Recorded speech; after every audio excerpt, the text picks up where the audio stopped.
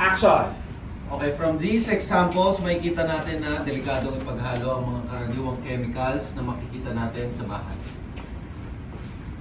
Na. Parang pala yun si Sir Arthur tsaka yung boyfriend si Sir Kiko. Parang pala yun si Sir Kiko at boyfriend si Sir Arthur. Excuse me, Ms. Hernandez, may sinasabi ka? Sir, I was just giving an example sa lesson mo na harmful kapag pinagsama sa isang bahay, tulad ng dalawang lalaki, tapos parehas pang college professor. Reaction. Okay, standby. Insert po. Bulungan lang kayo. Insertan mo na yan. Bulungan kayong dalawa.